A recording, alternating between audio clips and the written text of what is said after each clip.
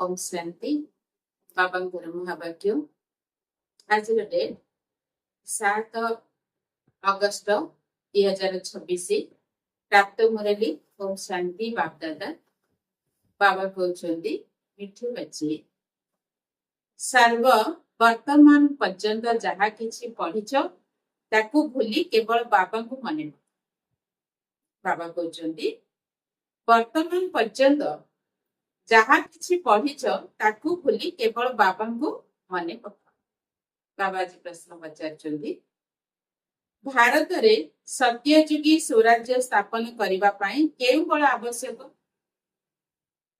भारत रे सत्ययुगी स्वराज्य स्थापन करिबा पई केउ बळ आवश्यक पवित्रतार बळ उत्तर थिला पवित्रतार बळ तुम्हें सर्वशक्तिमान बाबा सहित जोग लगाई पवित्र हेउछ एहा पवित्रता ही बाबा कहते एहा पवित्रतार ही बल जहा द्वारा सत्ययुगी स्वराज्य स्थापना हेउछ एथिरे लड़ाई आदिर कौनसी कथा ही नहीं ज्ञान एवं जोग बल ही पावन दुनिया रे नहीं जाई थाए मालिक करि देई थाए एही बल द्वारा एक मतर स्थापना हो जाए थाए गीत आखिर वो दिन आया आज ओम शांति पिला माने गीत सुनिल एही गीत आम द्वारा रचना होई नाही जेपरि अन्य वेद शास्त्र सार मर्म बुझाई कहा जाउछि सेही परि ए जेउ गीत रचना करा जाइछि तार मध्य सार बुझाउछन पिला माने जानिछन्ति नाउरिया अथवा बगीचार मालिक अथवा सद्गति दाता जणे ही बाबा अटन भक्ति करुछन्ति जीवन मुक्ति पाई किंतु जीवन मुक्ति बा सद्गति दाता केवल भगवान ही अटन तार अर्थ पिला माने ही बुझी पारिबे दुनिया रे अन्य मनुष्य माने बुझी पारिबे नाही सद्गति अर्थात दुखर मुक्त करी शांतिर प्राप्ति कराई थांती एकमात्र शिव परमात्मा भारतवासी संतान माने जानी छंती जे एठारे पवित्रता सुख शांति थिला जेते बेली कि एही लक्ष्मी नारायणकर राज्य थिला राधा कृष्णकर राज्य कहा जाई परिबो काहे वास्तव रे माता मानकर सामर्थी समसाथी हेउछंती राधा तांको अधिक स्नेह करिवा उचित तथापि कृष्ण को बहुत स्नेह करुछंती तोली रे झुलाउछंती कृष्ण का जन्माष्टमी मध्य पालन करुछंती राधा का जयंती पालन करुनाहंती वास्तव रे उभयंकर पालन करिवा दरकार कृष्णकर मध्य आ साथे राधांकर मध्य किछि हेले बुद्धि रे नाही तांकर जीवन कहानी को तो केही जानी नाहंती बाबा आसी निजर और समस्तंगर जीवन कहानी सुनाउछन मनुष्य माने कहउछंती मध्य शिव परमात्मा नमः किंतु तांकर जीवन कहानी को जानी नाहंती मनुष्यंकर जीवन कहानी को इतिहास भूगोल कहा जाउछ दुनिया रा इतिहास भूगोल रा तो गान करे जाउछ केते ग्राम सहर रे राजत्व करुथिले केते भूगोल राजत्व करुथिले केते खंडरे राज्य चलीथिला किपरि राज्य कले पुणी सेमाने कुआडे गले किंतु एही इतिहास भूगोल कथा केही जानि ना दुनिया रो प्रत्येक जिंस जानि छथि किंतु बाबा आसी की जो इतिहास पाठ पढौ चंदी ताको केही जानि ना तुम माने को भल भाबरे बुझा जाउछि रचयिता और रचनार ज्ञान पिला मान को ही बुझाउछन तुम्हें संतान मान को जना पड़ी गलानी जे वास्तव रे एपे कलि जुगर अंत समय और सत्य जुगर आदि समय अटे संगम रे ही परम पिता परमात्मा सी मनुष्य को पतितरु पावन करिवा पई आसंती उत्तम पुरुष अथवा पुरुषोत्तम कराउछंती कारण वर्तमान रे मनुष्य उत्तम नुहंती कनिष्ठ अटंती उत्तम मध्यम कनिष्ठ अर्थात सतगुणी रजगुणी तमगुणी होइथांती। जे भल भावरे ज्ञान शुणिबे ताकू सतगुणी कहाजिबो, जे अल्प शुणिबे ताकू रजगुणी कहाजिबो, जे शुणु नाहंती ताकू तमगुणी कहाजिबो। विद्या अध्ययन रे मध्य एही परि होइथाय। तुमे संतान मानकु सत प्रधान विद्या अध्ययन आवश्यकता रही। सेठी पई तुमको सत प्रधान लक्ष्मी नारायण हेबा पई ज्ञान दिया जाउछि। नररु नारायण तथा नारीरु लक्ष्मी हेबारको ए ज्ञान दिया जाय। गीता पई मध्य तुमे कहूछ जे एहा हेउछि सत्य गीता। तुमे भी लेखि पारिबो एहा हेउछि सत्य गीता पाठशाला, अर्थात सत्य नारायण हेबार कथा अथवा सत्य अमर कथा अथवा सत्य तीजरी कथा। बाबा कहले ए प्रकार तुमे लेखि पारिबो। सबु चित्र तो तुम पाखरे अछि, एथिरे समस्त ज्ञान रहिछि। तुमे संतान माने एबे प्रतिज्ञा करूछ जे आमे प्रजापिता ब्रह्मांकर कुमारी भारत को सत प्रधान स्वर्ग करिकि ही देखाइबो। तुमको समस्त को खबर देबाको हेबो। गांधीजी मध्य पवित्र राज्य चाहुथिले, तेणु निश्चय यह पतित राज्य अटे। तेणु गांधीजी चाहुथिले पवित्र राज्य। एक कथा केही बुझी पारंती नाही जे आमे निजे पतित होई जाइछु। रावण हेउछि पांच विकार कहि थांती। राम राज्य आवश्यक तेबे निश्चय आसुरी संप्रदाय अटंती ना, किंतु यह काहे की बुद्धि रे आसु नाही।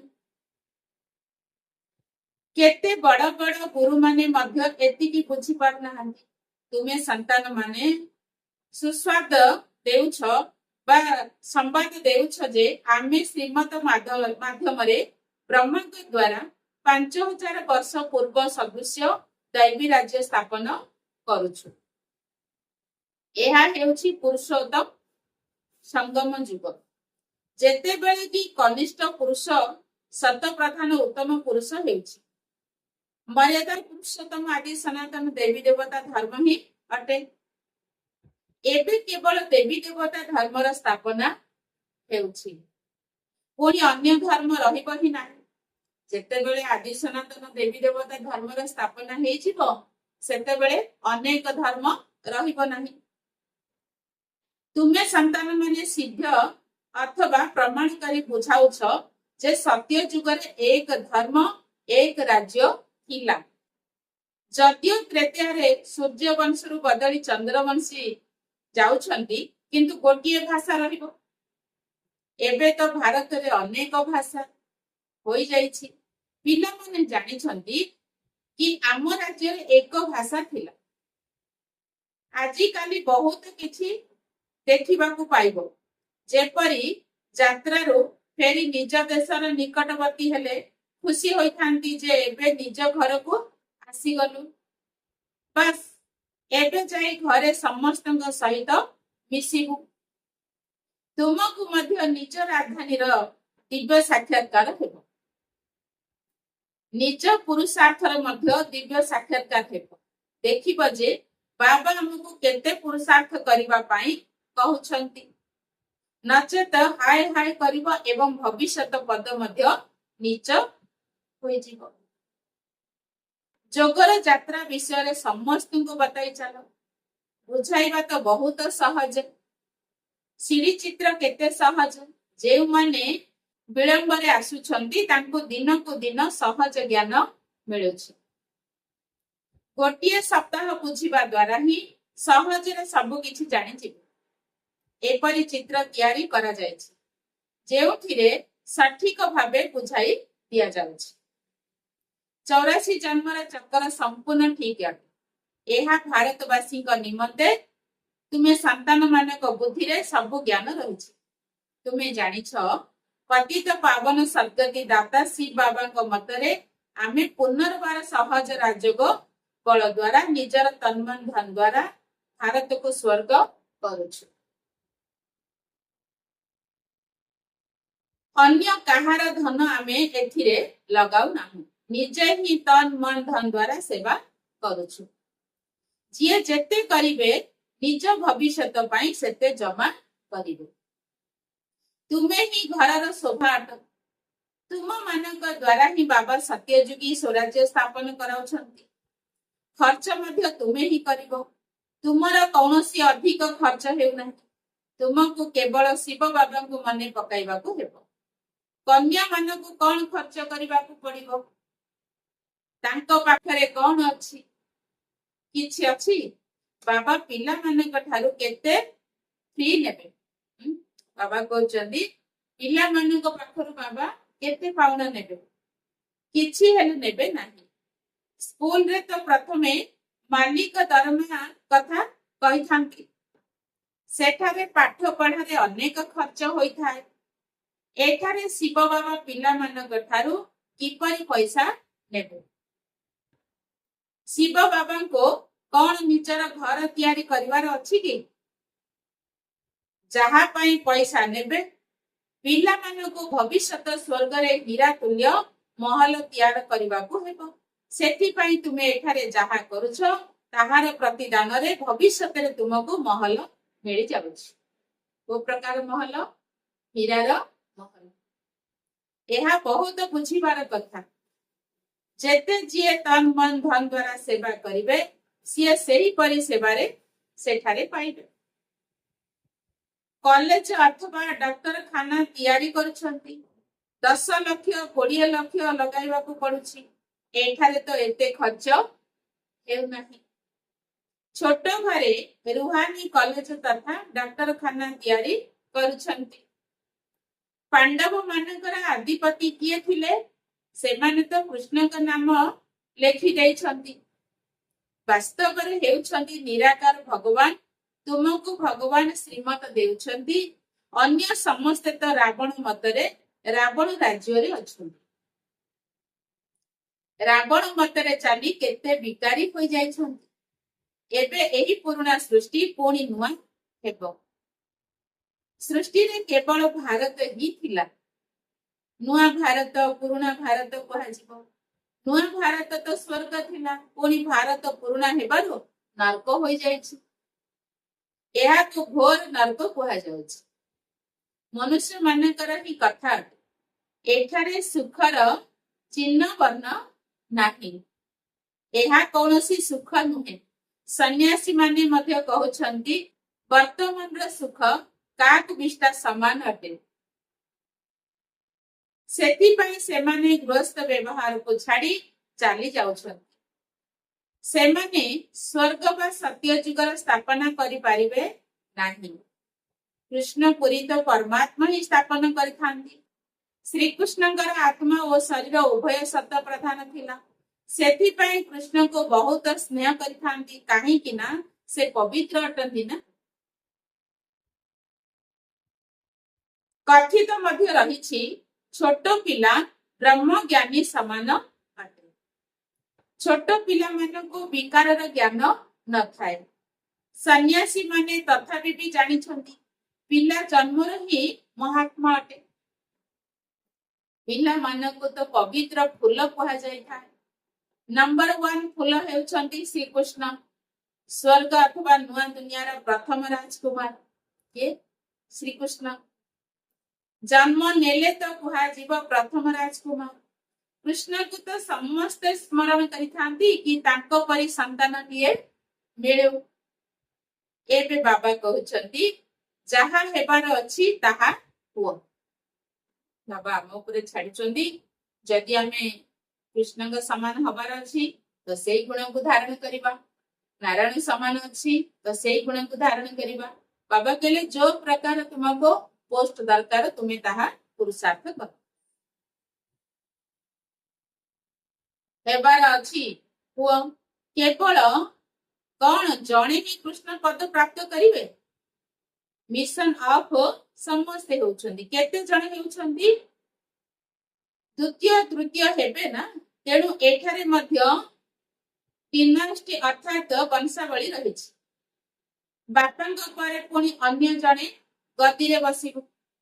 ତାର ବାପା ଧନୀ ଜଣେ ଧନୀ ଥିଲେ। ସିଏ ଯେତେବେଳେ ତାଙ୍କର ସିଂହାସନ ଛାଡୁଛନ୍ତି ତାଙ୍କର ପୁତ୍ର ସେଇ ରାଜ୍ୟ ସେଇ ସିଂହାସନ ଉପରେ ବସୁଛନ୍ତି। ଯେପରି ବଂଶ ପରମ୍ପରା ହୋଇଥାଏ ସେହିପରି ଏହା ମଧ୍ୟ ବଂଶାବଳୀ ଅଟେ। ତୁମର ଖ୍ରୀଷ୍ଟିଆନଙ୍କ ସହିତ ସମ୍ପର୍କ ରହିଛି। କୃଷ୍ଣ ଓ ଖ୍ରୀଷ୍ଟିଆନ ଉଭୟଙ୍କ ରାଶି ଏକ ଅଟେ। ଦେବା ନେବା ମଧ୍ୟ ପରସ୍ପର ମଧ୍ୟରେ ବହୁତ ଚାଲୁଛି। ଭାରତକୁ ସେମାନେ କେତେ ଧନ ନେଇଗଲେ, ଏବେ ପୁଣି ଦେଉଛନ୍ତି।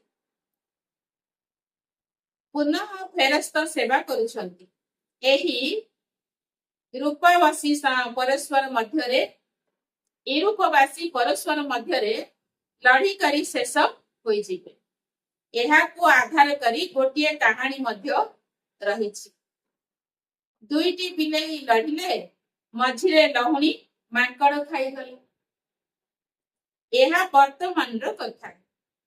ସେମାନେ ପରସ୍ପର ମଧ୍ୟରେ ଯୁଦ୍ଧ କରିବେ ଓ ରାଜ୍ୟ ଭାଗ୍ୟ ତୁମକୁ ମିଳିବ। ଏବେ ତୁମେ ସନ୍ତାନ ମାନଙ୍କ ପାଖରେ ଅସରନ୍ତି ଜ୍ଞାନ ରହିଛି। ତୁମ ସନ୍ତାନ ମାନଙ୍କର ବୁଦ୍ଧିରେ ଅଛି ଯେ ଆମେ ସମସ୍ତେ ବ୍ରହ୍ମା କୁମାର କୁମାରୀ ଅଟୁ। ଏପରି ନୁହେଁ କି ଆମେ ଗୁଜରାଟୀ, ଆମେ ବଙ୍ଗାଳୀ, ଏପରି ନୁହେଁ। ଏହି ମତଭେଦ ମଧ୍ୟ ସମାପ୍ତ ହୋଇଯିବା ଉଚିତ। ଆମେ ଏକ ବାବାଙ୍କର ସନ୍ତାନ ଅଟୁ। ଆମ ବୁଦ୍ଧିରେ ଏଇ ପ୍ରକାର ରହିବା ଦରକାର କି ଆମେ ଏକ ବାବାଙ୍କର ସନ୍ତାନ। ଆମେ ଗୁଜରାଟୀ, ମରାଠୀ ଏଇ ପ୍ରକାର ନୁହଁ। ବ୍ରହ୍ମାଙ୍କ ଦ୍ୱାରା ଶିବ ବାବାଙ୍କ ଶ୍ରୀମତ ଅନୁସାରେ ପୁନର୍ବାର ଆମେ ନିଜର ସ୍ୱରାଜ୍ୟ ସ୍ଥାପନା କରୁଛୁ। ଜ୍ଞାନ ଓ ଯୋଗ ବଳ ଦ୍ୱାରା ଆମେ ପବିତ୍ର ହେଉଛୁ। ବାବା ହେଉଛନ୍ତି ସର୍ବଶକ୍ତିମାନ। ତାଙ୍କ ଠାରୁ ଶକ୍ତି ମିଳୁଛି। ତୁମେ ବିଶ୍ୱର ବାସାଇ ନେଉଛ। ଏଥିରେ ଲଢ଼େଇ ଆଦି କିଛି କରୁନାହିଁ। ସବୁ ପବିତ୍ରତାର ବଳ ଅଟେ। କହୁଛନ୍ତି ମଧ୍ୟ ଆସି ପତିତରୁ ପାବନ କରାଅ। ତେଣୁ ୟାଦର ହିଁ ବଳ ଅଟେ। ଏପରି ନୁହେଁ ଯେ ସେଠାକୁ ଯାଇ ଗୋରଖ ଧନ୍ଦାରେ ପଶି ସବୁ ଭୁଲିଯିବ। ଏଠାରେ ସମ୍ମୁଖରେ ତ ଜ୍ଞାନ ସାଗରଙ୍କ ଲହରୀ ଦେଖୁଛ। ନଦୀରେ ତ ସେଇ ଲହରୀ ନଥାଏ। ସମୁଦ୍ର ଗୋଟିଏ ଲହରୀ କେତେ କ୍ଷତି କରିଦେଇଥାଏ। ଭୂମିକମ୍ପ ହେଲେ ସାଗର ମଧ୍ୟ ଉଛୁଳିବ।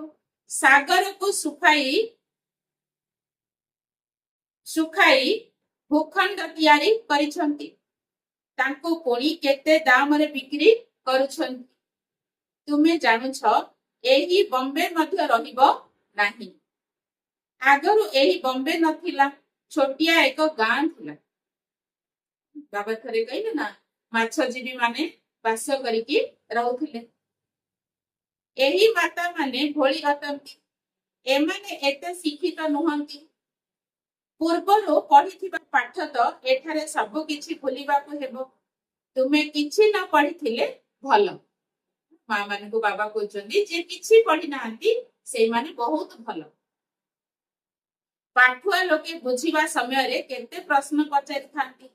ଏଠାରେ ତ କେବଳ ବାବାଙ୍କୁ ମନେ ପକାଇବାକୁ ହେବ। କୌଣସି ଦେହଧାରୀ ମନୁଷ୍ୟକୁ ସ୍ମୃତିରେ ଆଣିବାର କଥା ହିଁ ନାହିଁ। ଏକମାତ୍ର ଅବିନାଶୀ ବାବାଙ୍କର ସବୁ ମହିମା ଅଟେ। ତୁମେ ଜାଣିଛ ସର୍ବୋଚ୍ଚ ହେଉଛନ୍ତି କେବଳ ଭଗବାନ। ସେକେଣ୍ଡ ନମ୍ବରରେ ଅଛନ୍ତି ବ୍ରହ୍ମା। ତାଙ୍କ ଠାରୁ ଉଚ୍ଚ କେହି ନାହାନ୍ତି। ତାଙ୍କ ଠାରୁ ବଡ ଆସାମୀ ଆଉ କେହି ନାହାନ୍ତି। କିନ୍ତୁ ଦେଖ କେତେ ସାଧାରଣ ଭାବରେ ଚାଲୁଛନ୍ତି। କେତେ ସାଧାରଣ ରୀତିରେ ପିଲାମାନଙ୍କ ପାଖରେ ବସୁଛନ୍ତି, ଟ୍ରେନରେ ଯାଉଛନ୍ତି। କେହି କଣ ଜାଣିଛନ୍ତି ଯେ ଇଏ କିଏ ଭଗବାନ ଆସି ଜ୍ଞାନ ଦେଉଛନ୍ତି? ନିଶ୍ଚୟ ପ୍ରବେଶ କରି ଜ୍ଞାନ ଦେବେ ନା। ଯଦି କୃଷ୍ଣ ହୋଇଥାନ୍ତେ ତେବେ ଭିଡ଼ ହୋଇଯାଇଥାନ୍ତା। ପୁଣି ପଢାଇ ମଧ୍ୟ ପାରିନଥାନ୍ତେ, କେବଳ ଦର୍ଶନ କରିଥାନ୍ତେ। ଯଦି ଲୋକେ ଜାଣିପାରିଥାନ୍ତେ ତେବେ ଦର୍ଶନ କରିଥାନ୍ତେ, ଆଉ ବାବା ବସିକି ଆମକୁ ପଢାଇ ପାରିନଥାନ୍ତେ। ଏଠାରେ ତ ବାବା ଗୁପ୍ତ ସାଧାରଣ ବେଶରେ ବସି ପିଲାମାନଙ୍କୁ ପଢାଉଛନ୍ତି। ତୁମେ ଗୁପ୍ତ ସେନା ଅଟ। ତୁମେ ଜାଣିଛ ଯେ ଆମେ ଆତ୍ମା ମାନେ ଯୋଗ ବଳ ଦ୍ୱାରା पुनर्बार निजर राज्य स्थापना करुछु। एही पुराणा शरीर एही ठारे त्याग करी सेठारे जाई नुआ गोरा शरीर धारण करिबु। एबे आसुरी संप्रदाय अछु, पुणी दैवी संप्रदाय हेबु। आत्मा कहूची मु नुआ दुनिया को जाई दैवी शरीर धारण करी राज्य करिबि।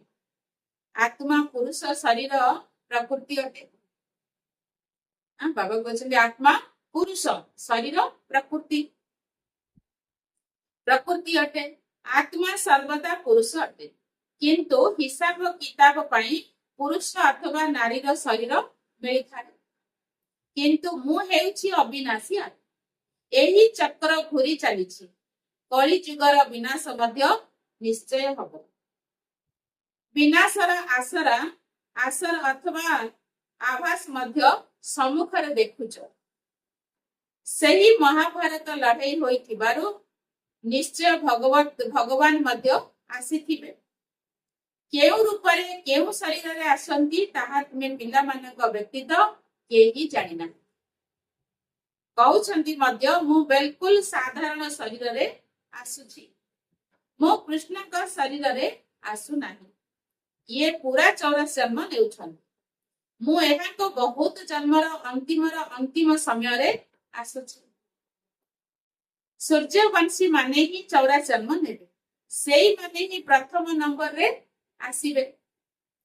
साकारी और निराकारी उभय वृक्षर समस्त ज्ञान तुम पाखरे अछि। मूल पतनरु आत्मा माने क्रमानुसारे आसी थांती। प्रथम देवी देवता धर्मर आत्मा माने आसी थांती। पुणी क्रमानुसारे अन्य धर्मलंबी माने मध्य आसी थांती। चित्र रे बहुत उच्च कोठीर ज्ञान रहिछि। पिला मानकु बुझाइबाको हेबो। कुमारी माने सम्मुख को आसीबा उचित। केही कन्या एपरी कथा बुझाइले चमत्कार होई जीव ना। बाबांकर केते नाम प्रसिद्ध होई जीव। अलौकिक और लौकिक उभयंकर नाम प्रसिद्ध करिवे। अच्छा जो कुमारी माने कोन करंती बाबांकर संदेश दे चालंती। निजे को मध्य ज्ञान जोगरे सजाड़ी के आगु को बढ़ंती। सेई माने बाबांकर भी नाम वाला करंती आ निजर लौकिक बापा मांकर मध्य नाम वाला करंती। अच्छा मीठा मीठा सिकिला दे संतान मानक प्रति मात पिता बाप दादांकर मधुर स्नेह भरा स्मृति एवं सुप्रभात। आत्मिक पितांकर आत्मिक संतान मानक नमस्ते। नमस्ते बाबा नमस्ते। धारणा पाई मुख्य सार प्रथम पाई संगम जुगरे श्रेष्ठ कर्म करी पुरुषोत्तम हेबाको पड़िबो। एपरी कौनसी कर्म करबा अनुचित जहा द्वारा कनिष्ठ होई जी। बाबा कहउछंदी संगम जुगरे श्रेष्ठ कर्म करी पुरुषोत्तम हेबाको पड़िबो। एपरी कौनसी कर्म करबा अनुचित जहा द्वारा कनिष्ठ होई जी।